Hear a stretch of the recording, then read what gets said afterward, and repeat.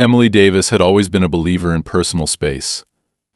After spending years in a cramped city apartment, surrounded by endless traffic noise, nosy neighbors, and the suffocating presence of people who never seemed to mind their own business, she had made a firm decision. She was going to find a place where no one could interfere with her life. No more passive-aggressive notes left on her door because her music was too loud, no more dealing with shared walls where she could hear every argument from the couple next door, and certainly no more strange faces passing by her window at all hours of the night. She wanted solitude, land, and the freedom to live on her own terms without feeling like she had to answer to anyone. That's why, when she found a 10-acre property on the outskirts of a small town in Montana, she knew immediately that it was exactly what she had been searching for. The house itself wasn't anything extraordinary, a 2-story cabin-style home, well-built but in need of some maintenance.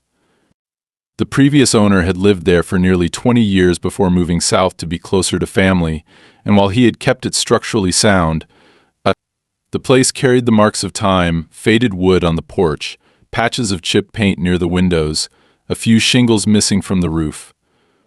But to Emily, these were just details, things that could be fixed over time. What truly mattered was the land itself, an expansive property bordered by dense trees on 3 sides, with a long gravel driveway leading up to the house, and a large open clearing in the back that was perfect for target shooting, one of the hobbies she had picked up over the years. Out here, she could practice without restrictions. No need to rent time at a gun range, no strangers standing too close for comfort, no judging eyes watching her every move.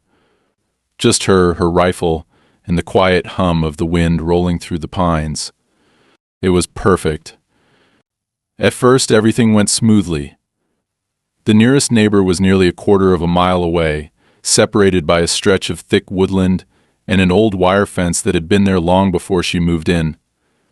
She wasn't completely isolated. There was a small town about 20 minutes away, where she could grab groceries, gas up her truck, or stop by the local diner when she didn't feel like cooking. But she wasn't part of some close-knit suburban community either. There were no homeowner association meetings, no unspoken social rules about keeping a perfectly manicured lawn, and best of all, no one constantly watching her business. Or so she thought. From the moment she moved in, Emily felt something off about her nearest neighbor, Raymond Cross. A man in his late 50s, with the kind of lean, wiry frame that spoke of someone who had spent his whole life working with his hands.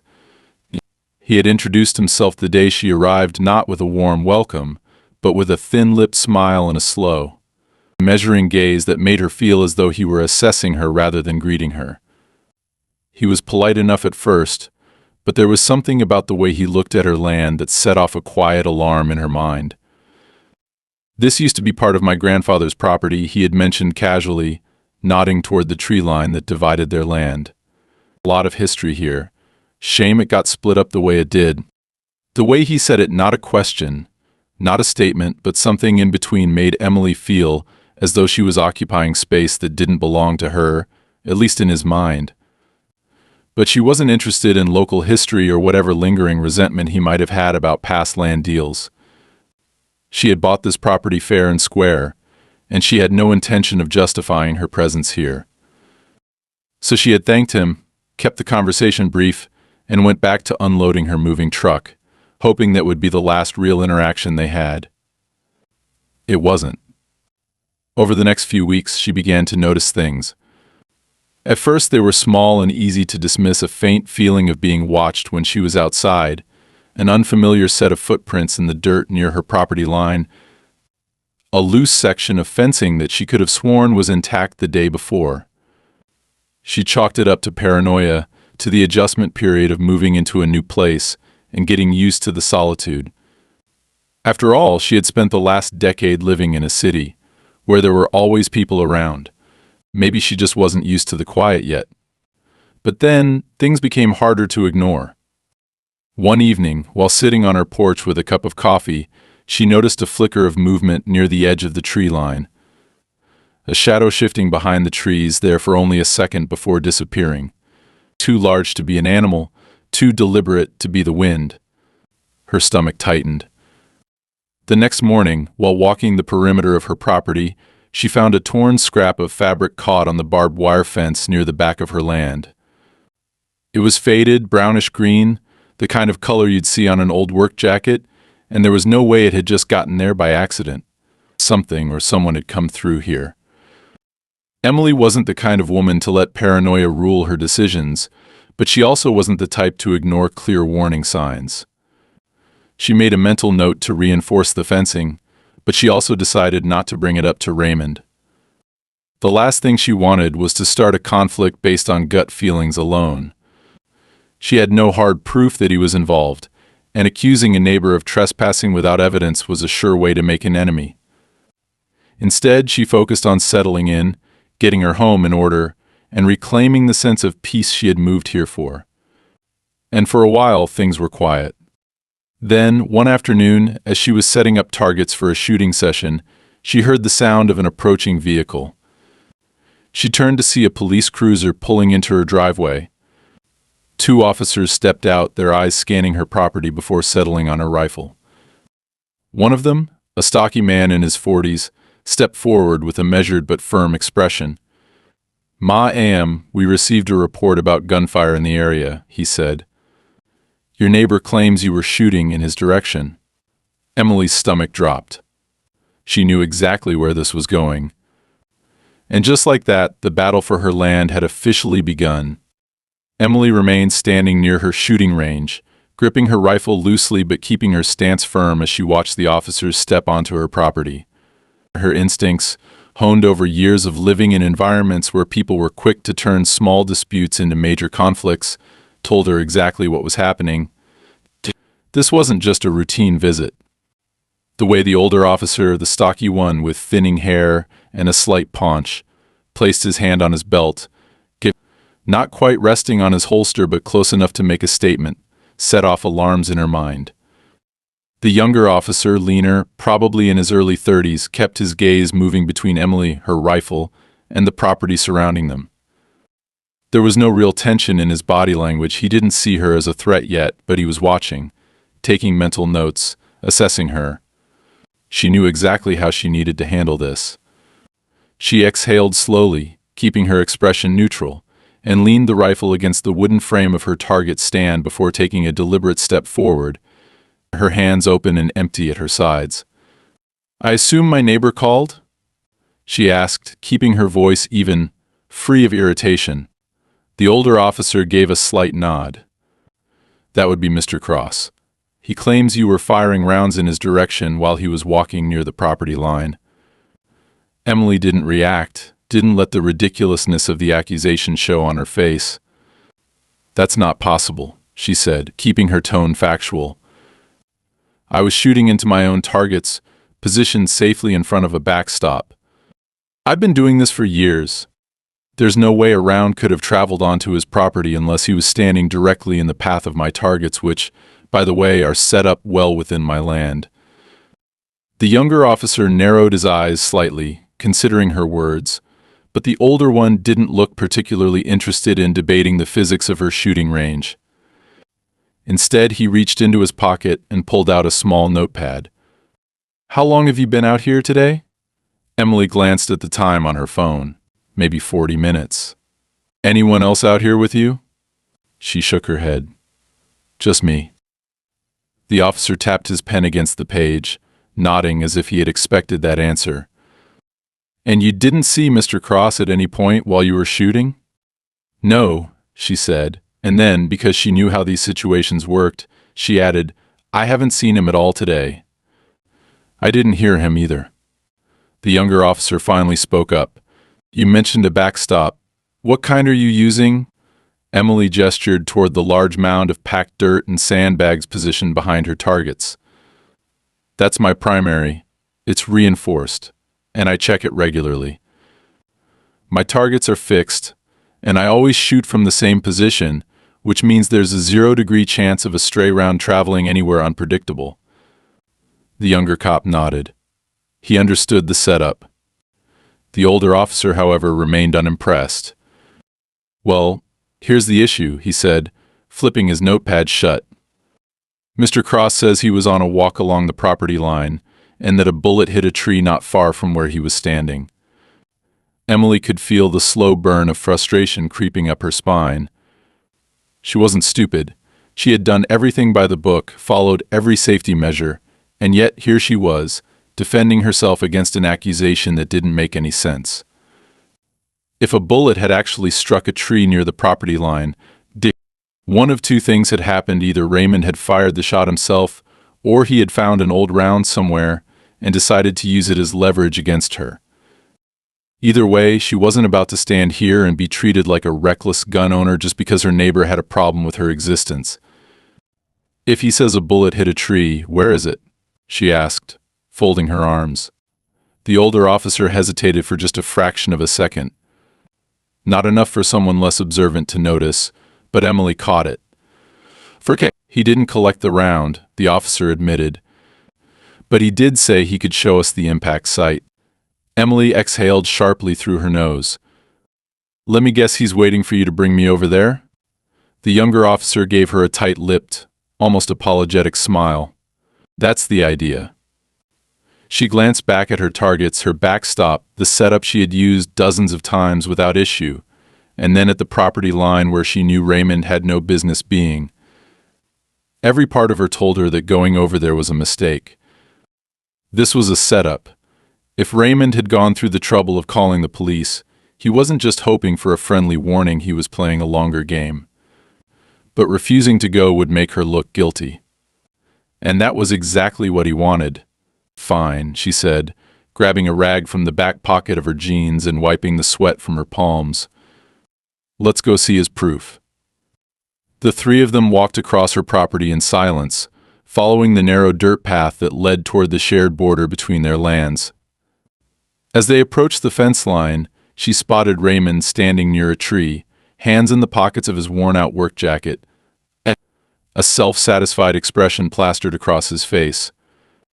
"I see you finally decided to come take a look," he called out, his voice carrying the practiced ease of a man who had already convinced himself he was in the right. Emily didn't respond.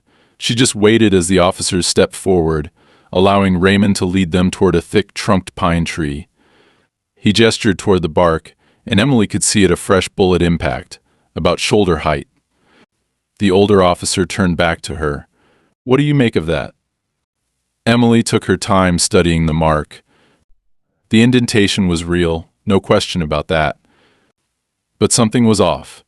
The angle was wrong, too high, and slightly tilted in a direction that didn't align with where she had been shooting. More importantly, there was no round embedded in the tree. If a bullet had struck with enough force to cause that kind of damage, it would still be lodged inside or lying somewhere at the base. But there was nothing. She crouched down, running her fingers lightly over the disturbed bark. Too fresh, too staged.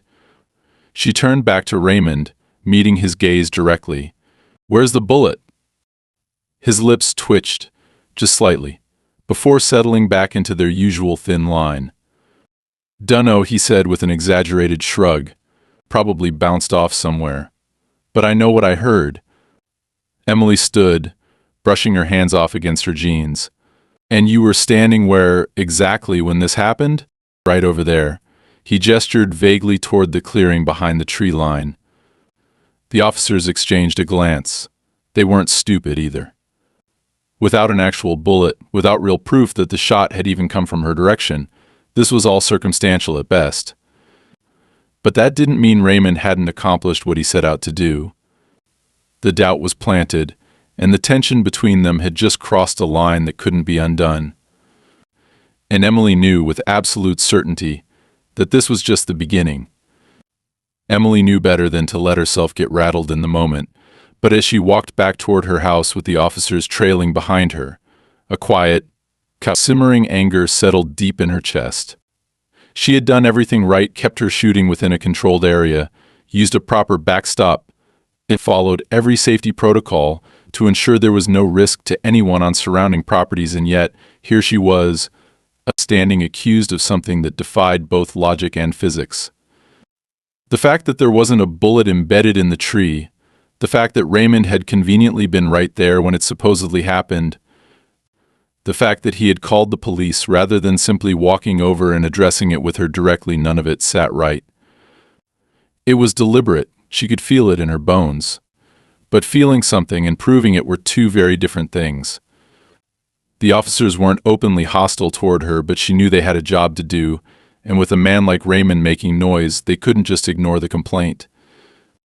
The older one, whose name she had learned was Sergeant Claiborne, seemed content to write the whole thing off as a misunderstanding, but the younger officer, Deputy Reynolds, kept glancing between her and his superior like he wasn't entirely convinced. That bothered her. She didn't need the law looking at her sideways, not when she had done nothing wrong. Once they reached her house, Claiborne finally tucked his notepad away and sighed. "Look, M.S. Davis, at this point, we don't have anything solid. No bullet, no physical evidence that you fired outside your designated area. That being said, I'd advise against any more shooting for the rest of the day. Let things cool down." Emily exhaled slowly through her nose, keeping her expression neutral, even as frustration gnawed at her patience. "Fine," she said. "But I'd like it noted that Raymond Cross was standing somewhere he had no business being. That's my land. He doesn't have a right to be anywhere near my shooting range." Claiborne gave a slow nod, as if considering her words. "We'll mention it in the report." It wasn't the firm response she wanted, but it was something. The two officers got back in their cruiser, and as they pulled out of her driveway, Emily stood there watching until they disappeared down the long gravel road that led back toward the main highway. Only then did she turn, walk inside, and lock the door behind her. She spent the rest of the evening pacing through the house, her mind running through every possibility. This wasn't a coincidence. Raymond had planned this. He hadn't been wandering by accident, and he hadn't just happened to hear gunfire at the exact moment he was standing next to that tree. No, he had set her up. But why? Was he trying to get her arrested? Was he hoping to create enough of a nuisance that she'd pack up and leave? That night, she slept lightly, waking at every creak of the house, every gust of wind against the windows. Something in her gut told her that this wasn't over, it was just the opening move. The next morning, she went to check the perimeter of her property. The fence was intact, no new disturbances, but as she walked toward the area near the shooting range, she spotted something odd.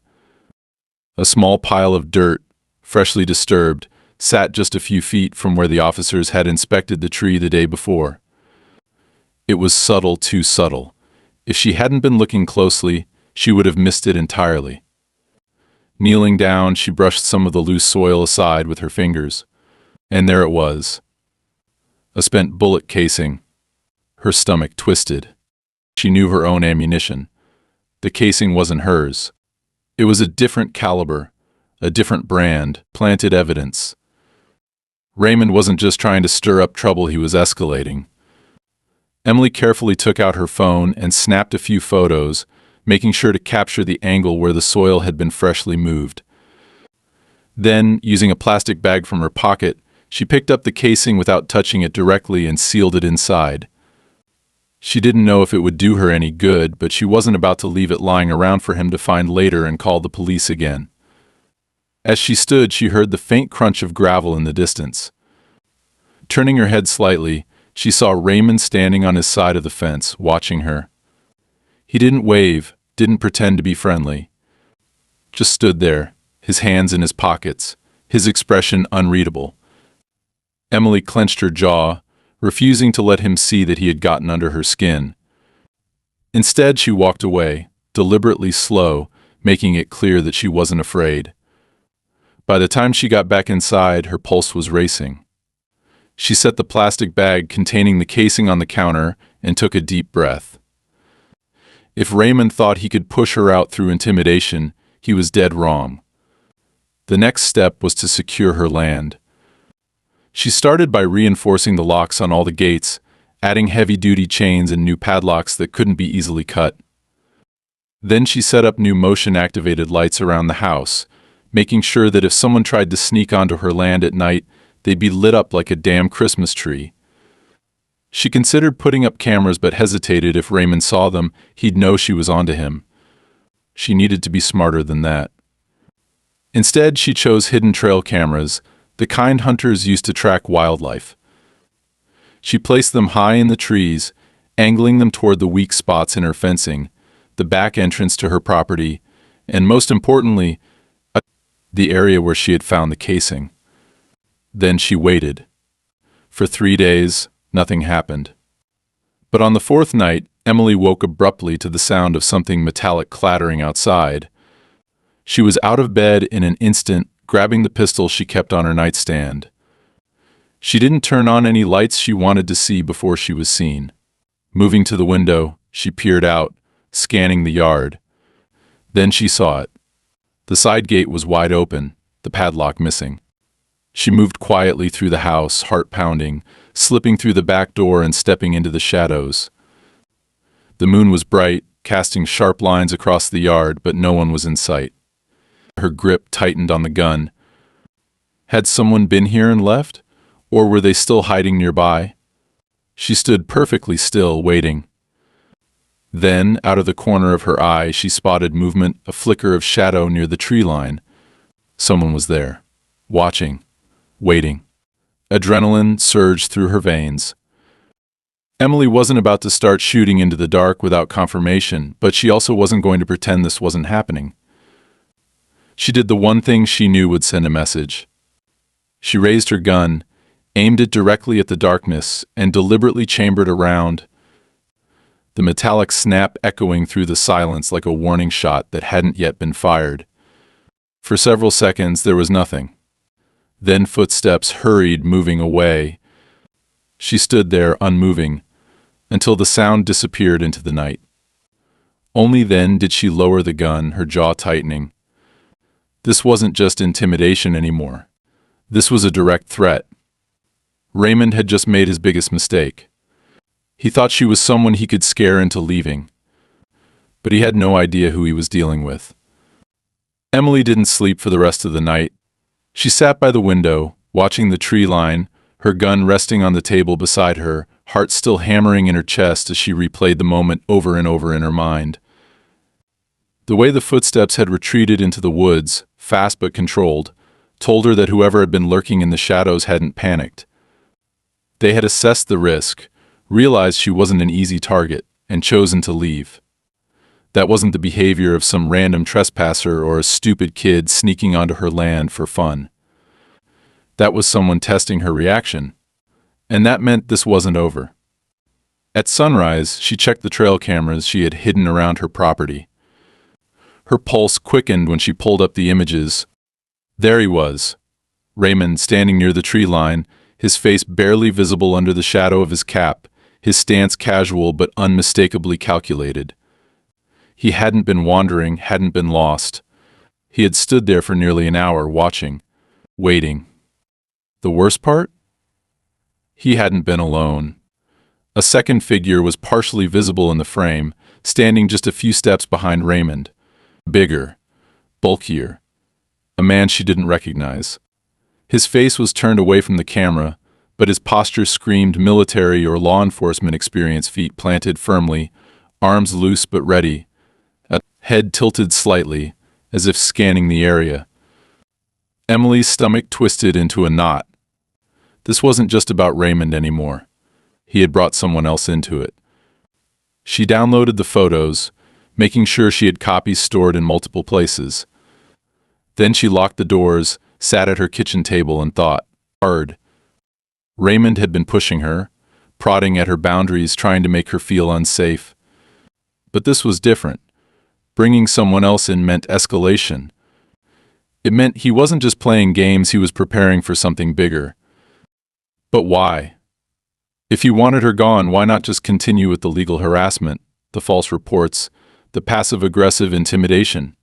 Why the need for someone else? There were two possibilities. 1, he needed help. 2, he needed a witness. If this new person was here to back up a future lie, it meant Raymond was planning to fabricate something much bigger than a stray bullet. And that meant she needed to be ready. She spent the rest of the day reinforcing her defenses. She installed more hidden cameras, this time making sure they covered the driveway and the back entrance to her land. She rechecked every lock, reinforced her doors, and made sure she had a clear exit strategy in case she needed to leave quickly. Then, just before nightfall, she made a decision. She was done waiting for Raymond to make the next move. She grabbed her keys, drove into town, and walked straight into the sheriff's office. The station was small, like everything else in this town: one front desk, a handful of deputies, and the faint smell of coffee that had been sitting in the pot for too long. Deputy Reynolds, the younger officer from before, was at his desk, flipping through paperwork when he noticed her. He looked surprised to see her, but not entirely displeased. "Miss Davis," he said, setting his pen down. "Something I can help you with?" She pulled out her phone and placed it on the counter, opening the folder with the trail camera images. "I need to file a report for trespassing." Reynolds leaned in slightly, his expression shifting from polite curiosity to sharp focus as he studied the images. "This is from your property?" "Yes, taken last night." He swiped through the pictures slowly. "That's Raymond Cross," he muttered, more to himself than to her. But when he reached the second figure, he frowned. "Who's this?" "That's what I was hoping you could tell me." Reynolds exhaled through his nose, rubbing the back of his neck. "Did they do anything besides stand there?" Emily clenched her jaw. She knew what he was really asking. Had they left any obvious signs of criminal activity? Had they actually broken in, stolen something, caused direct damage? And the answer was no. "No," she admitted. "But that doesn't change the fact that they were on my land at night without permission." Reynolds hesitated, then nodded. "I can file this, but," he sighed, lowering his voice, "you know how it works. Without hard proof that they were up to something illegal, there's not much we can do." Emily's fingers curled against the counter. "I understand," she said, voice tight. "But if something does happen, I want a record of this. Because we both know Raymond isn't just wandering around for fun." Reynolds met her gaze, and for a brief moment she saw something shift in his expression. A flicker of agreement. Maybe even concern. "I'll file it," he said, "and I'll keep an eye out." It wasn't much, but it was something. She drove home feeling marginally better. At least now there was a paper trail. If Raymond tried anything, if something went missing, if another bullet mysteriously appeared somewhere on her land, there would be evidence that this wasn't some random neighborly dispute. She double-checked the locks before going to bed, setting her gun within reach as she settled under the covers. And then, at 3:47 a.m., she woke up to the sound of an engine. Not just any engine. A diesel truck, slow rolling down her driveway. Her body snapped into motion before her brain had fully caught up. She was out of bed, gun in hand, creeping toward the window. Peering through the blinds, she saw headlights illuminating the gravel outside. The truck wasn't pulling up to the house, it was stopping near her barn. Her pulse pounded. Whoever was in that truck wasn't here to talk. She moved fast, grabbing her phone and snapping a quick photo before switching off the safety on her pistol. She didn't go outside, not yet. She needed to see what they were doing. The truck sat idling for a long moment, and then the driver's side door opened. A man stepped out. Not Raymond. The second figure from the trail camera. Emily's breath came slow and steady as she watched him move toward the barn, a flashlight in one hand, something heavy in the other. A crowbar. Her fingers flexed against the grip of her gun. She had two options. One, confront him now, armed, and force him off her land. Two, wait, get more proof, let him make a mistake. She exhaled, forcing her heartbeat to slow. No rash decisions. Think. Then, from outside, the metallic clang of a lock being forced open echoed through the night. And just like that, she knew, the time for waiting was over. She stepped into her boots, pulled on a jacket, and quietly unlocked the back door. If Raymond wanted a fight, he had finally crossed the line, and Emily wasn't going to back down. Emily moved like a ghost through the dark, the cold night air pressing against her skin as she crept along the side of the house, keeping low, her gun steady in her hands. The truck's engine still rumbled softly, a deep mechanical growl that filled the otherwise silent night. But the man who had stepped out was now fully focused on the lock he was trying to pry open. She could hear the scrape of metal on metal, the quiet grunt of exertion as he worked, the sharp intake of breath when something didn't give as easily as he expected. He wasn't in a rush. He thought he had time. Emily kept her back to the house as she moved closer, her boots barely making a sound on the dirt. She wasn't reckless. She had no intention of firing unless she had to. But she also wasn't going to let some stranger walk onto her land, force his way into her barn, and act like he owned the place. She needed to break his confidence, make it clear that this wasn't some empty lot where he could do whatever he wanted. She reached the edge of the barn just as he gave a final, forceful yank with the crowbar. The lock snapped, the metal shackle clattering against the wooden door, and in that moment, before he could push his way inside, she stepped into view. Put it down. Her voice was calm, steady, cold as steel. The man froze. For a second, there was nothing but the low hum of the truck engine, the whisper of the wind through the trees, and the faint creak of the barn door that now hung slightly ajar. Then, slowly, he turned his head, his movements deliberate, measured. He was tall, broad-shouldered, with a thick beard and eyes that didn't have the usual panic she was used to seeing when people got caught doing something they weren't supposed to. He wasn't scared. He was calculating. Emily didn't lower the gun. "I said put it down," she repeated, voice even. The man's gaze flicked to the side, toward the truck, as if gauging the distance, then back to her. A small smile curled at the edge of his lips. "You gonna shoot me over a barn, lady?" Emily didn't blink. "I'll shoot you over trespassing, breaking and entering, and whatever the hell else you're planning to do once you get inside." His fingers flexed around the crowbar, his posture shifting almost imperceptibly, a fighter's stance, someone prepared to move if things got ugly. Then the passenger door of the truck swung open. Emily didn't flinch, but she adjusted her stance, angling slightly so she could keep both men in her field of vision. Because of course Raymond was here. He climbed out slowly, dressed in his usual worn jacket and boots, his expression carefully neutral, but there was something smug in his posture, something that made Emily's grip tighten on her gun. Now, he said, voice dripping with false patience. "No need for threats. We were just checking on something." Emily's pulse hammered against her ribs, but she kept her breathing even. "That so?" Sure, Raymond said, taking a slow step closer. "See, I remembered something about this barn. Back when my granddaddy owned all this land, before it got split up and sold off to outsiders, we used to keep our tools in there. Generations of my family worked this property, built things with their bare hands." Hard to let go of that, you know. Emily clenched her jaw. "You lost any legal claim to this barn when you sold the land. They own it now. And if you or your friend take one more step, I'll make sure the sheriff knows exactly what you've been up to."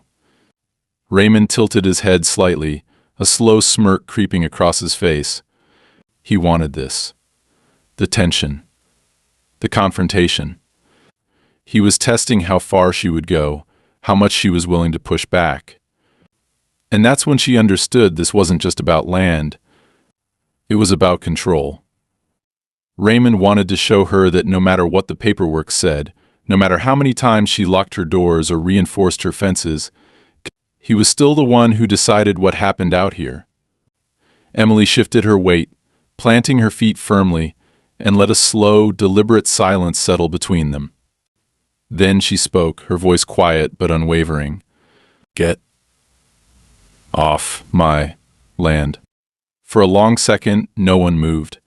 The other man, the one with the crowbar, was watching her with open curiosity now, like she was some kind of puzzle he was still figuring out. But Raymond, he understood what was happening. He gave her one last look, something almost amused passing through his eyes, then he turned and nodded toward his companion. "Come on, let's go." The bearded man hesitated, then tossed the crowbar onto the ground with a loud clank before stepping back toward the truck. Raymond didn't look at her again as he climbed into the passenger seat. The truck idled for a moment, then rolled backward down the driveway, disappearing into the night. Emily didn't lower the gun until the taillights faded completely. And even then she didn't relax, because she knew, deep in her gut, that this wasn't a victory. This was just the next stage of the fight. She locked the barn, double-checking the doors and scanning the ground for anything they might have left behind. Then she went inside, secured every entrance, and sat at her kitchen table, staring at the gun in her hands. She had drawn a line in the sand tonight, and Raymond had let it slide for now. But he wouldn't forget. The next attack wouldn't be as simple as breaking into a barn. It would be something worse, and Emily needed to be ready. By the time dawn broke, she had already made a plan. First, she filed a formal report with the sheriff's department, not just for trespassing, but for attempted breaking and entering. She made sure they had everything: photos, timestamps, even a recording from one of her hidden cameras that captured the entire confrontation. Second, she made calls. She wasn't the type to rely on others, but sometimes you needed allies, even in a place where you didn't trust many people. By that evening, she wasn't alone anymore. A new truck pulled into her driveway, but this time she wasn't bracing for a fight. She stepped outside as an old friend from her past climbed out of the driver's seat, stretching like he had all the time in the world. "Jesus, Em," he said, scanning the property with a low whistle. "You always did know how to pick a fight." She crossed her arms. "I don't pick fights. I end them." He smirked. "That's why I'm here." Because this time, Raymond wasn't just dealing with one person. This time, Emily had backup. And things were about to get a whole lot more interesting. Emily had never been the kind of person to ask for help, but she also wasn't stupid. The moment she saw Raymond escalate from petty intimidation to outright attempted break-ins, she knew things had passed the point of playing defense. It was time to go on the offensive. Her friend Nate Callahan, a former Marine she had trained with years ago, had driven in the night before. They hadn't spoken much in the past few years, but when she called and explained the situation in a few short, clipped sentences, he hadn't hesitated. Now he was leaning against her truck, arms crossed, eyes scanning the tree line like he could already sense the trouble brewing. "All right," he said, after she had explained everything. "Tell me what you want to do." Emily exhaled, rolling her shoulders as she thought, "I want to shut this down. Permanently." Nate gave a slow nod, his gaze shifting toward the barn. "Then we don't wait. We push back. Hard." That was exactly what she had been thinking. Waiting for Raymond's next move was a mistake. The longer she let him control the pace, the more dangerous things would get. That night, they set a trap. Emily killed every exterior light around the house, except for the one she had rigged near the weak spots in the fence. The trail cameras were repositioned to capture a wider range, and Nate, with all the patience of someone who had spent years in reconnaissance, settled in with a pair of night vision binoculars, watching for movement. It didn't take long. Just past 1 a.m., the truck returned. This time, they didn't stop near the barn. Instead, they rolled up to the far end of the property, where the fencing dipped slightly into a natural slope, an area Emily had reinforced specifically because it was a weak point. She and Nate moved quickly, keeping to the shadows, closing the distance without being seen. They didn't speak, didn't even look at each other. They didn't need to. Everything was already understood. The truck's engine cut off, and for a few tense seconds there was nothing but silence. Then the driver's side door opened, and Raymond stepped out. Emily felt her pulse slow, the way it always did in moments like this when tension became action, when the waiting ended and it was finally time to do something. Raymond wasn't alone. The bearded man from before climbed out of the passenger seat, and behind him, another man emerged from the back. A third person. Someone new. Emily's gut twisted, but she didn't waver. They thought they had the numbers. They thought that was enough. They were wrong. Raymond's voice carried low across the distance. "You think this is still your land, but it ain't. Not really. You might have your name on some papers, but that don't mean a damn thing out here." Emily kept her gun steady, her breathing controlled. "You broke in once. You try it again, you won't be walking away." Raymond chuckled, but there was a hard edge to it. "You're not going to shoot me, Davis." He gestured toward the other two men. "You're outnumbered." Emily smiled, slow and sharp. "You sure about that?" Right on cue, Nate stepped out of the shadows, rifle in hand, his stance easy but unmistakably ready. Raymond froze. Emily saw it, the slight shift in his posture, the way his fingers twitched like he was recalculating everything. 3 against 2, Raymond said, but he didn't sound quite as confident now. Nate tilted his head. "You think we came alone?" It was a bluff. But Raymond didn't know that. For the first time, hesitation flickered in his expression. Emily took a slow step forward, gun still raised. "This ends tonight," she said, voice low and even. "You and your boys get in that truck and drive away. You don't come back. Not tomorrow. Not next week. Not ever." Raymond's jaw tightened. "And if we don't?"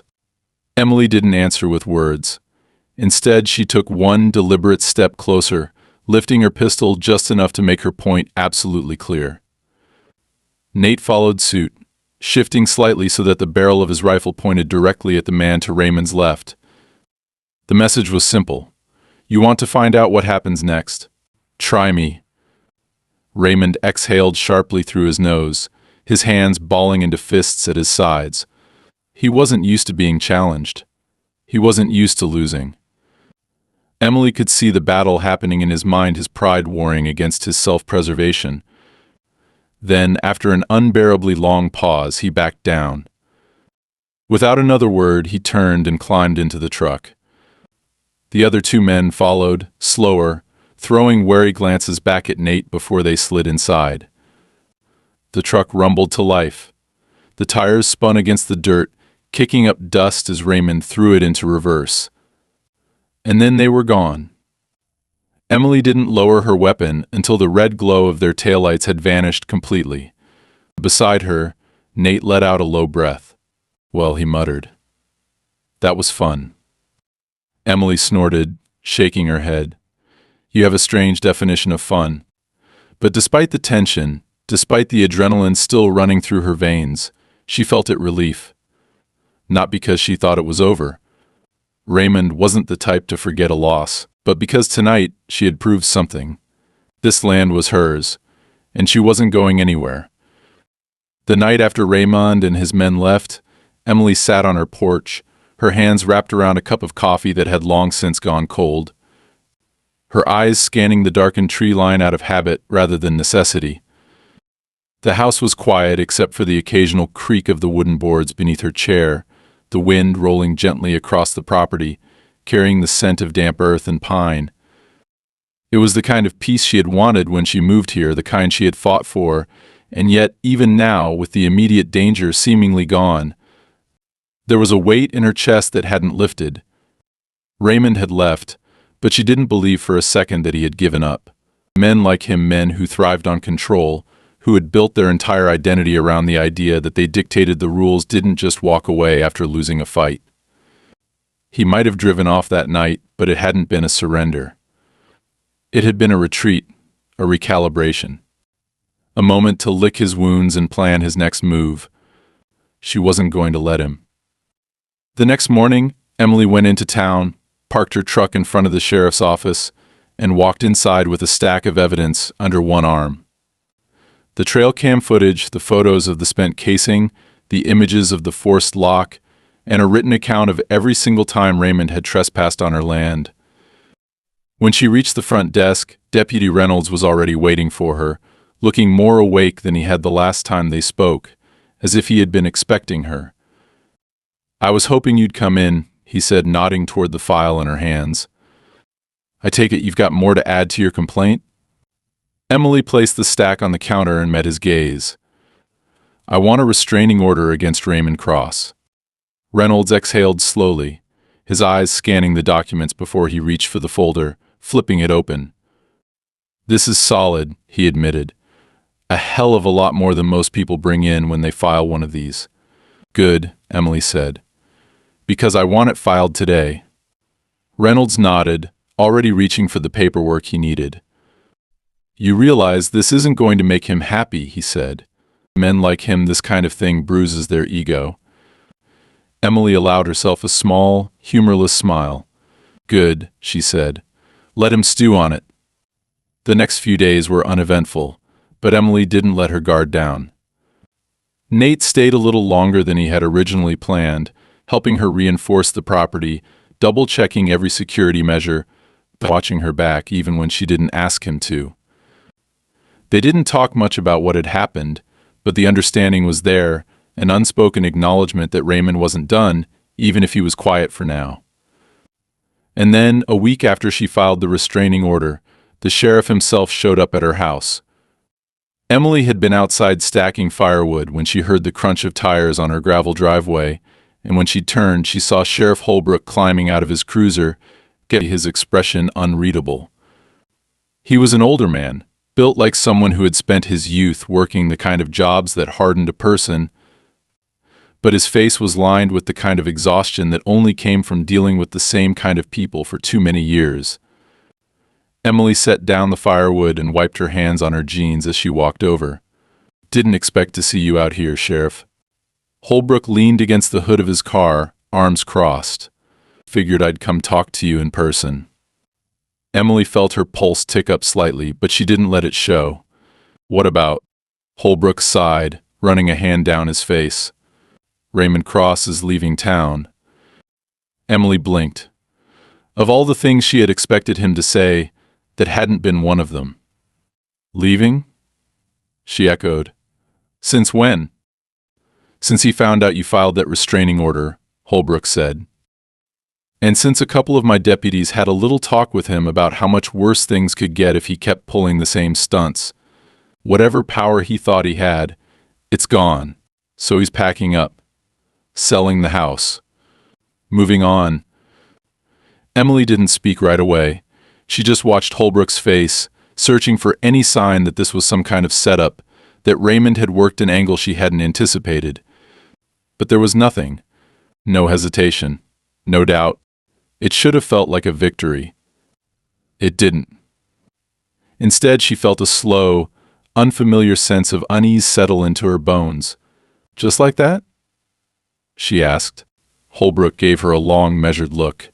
"Some men can't handle losing, Davis. And Raymond? He lost." Emily wanted to believe that. She really did. But something in the back of her mind whispered that this wasn't over. Not really.